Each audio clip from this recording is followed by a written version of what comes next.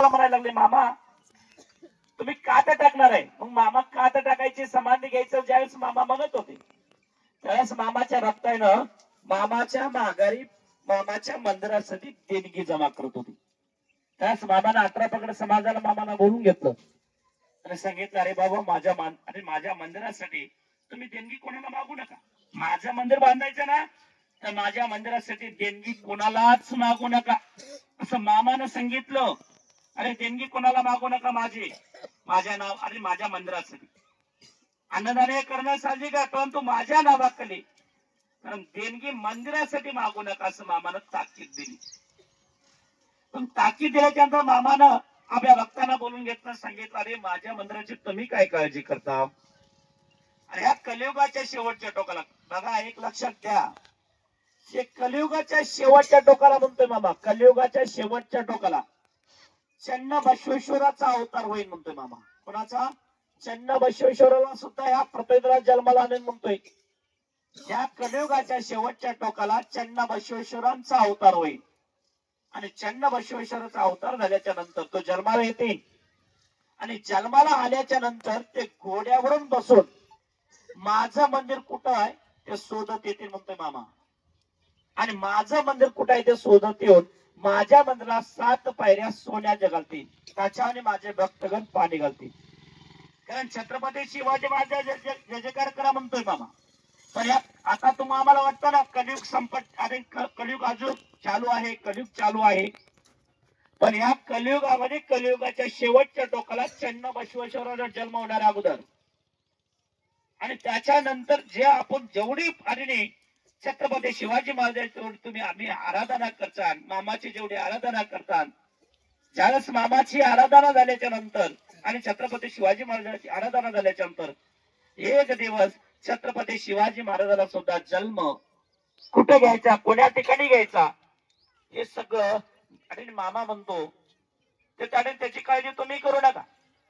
कारण छत्रपती शिवाजी महाराज कोणाच्या तरी पोटाला जन्माला येते आणि तिथून पुढे आपल्या कार्याची सुरुवात होईल. तुम्ही विचार करा. कारण मामाने आपल्या भक्तांना सांगितलं, रे बाबा तुम्ही चन्न बसवेश्वर आणि बसवेश्वराचा अवतार होईल. चन्न बसवेश्वर अवतार घेऊन म्हणजे प्रकल्पाला जन्माला येऊन, कारण ते इथं तिथं कुठल्याच मंदिरात जाणार नाही म्हणतोय मामा. अरे माझं मंदिर कुठे आहे ते शोधत येतील अगोदर. म्हणजे जन्म कोणामुळे घ्यावा लागलाय छत्रपती शिवाजी महाराजांनी चन्न बसवेश्वराला?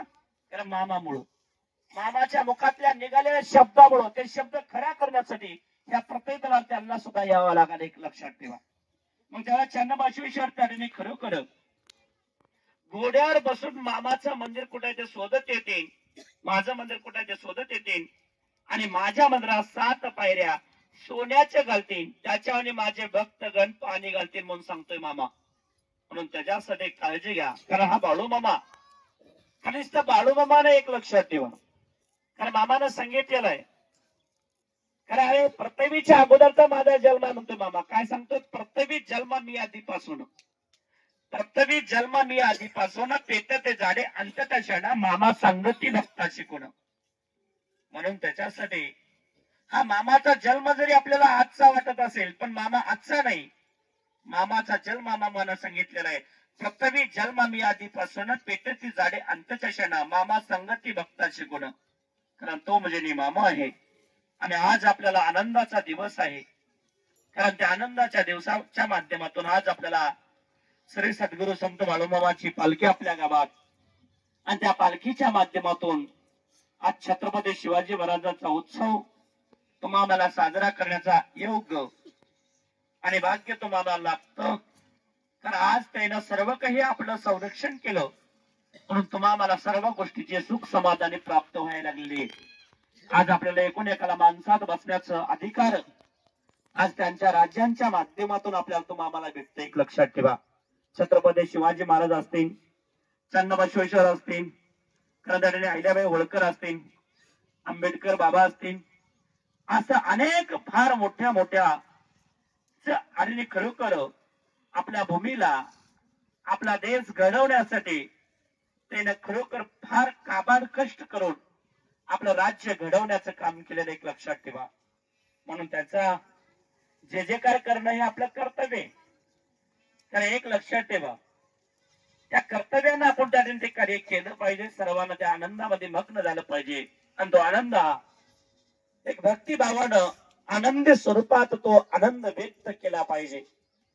आज त्यांच्यामुळं कारण ते जे कार्य केलेलं कारण त्या कार्यामुळं आज तुम्हा मला सर्व काही सुख समाधानी प्राप्त झालेले एक लक्षात ठेवा.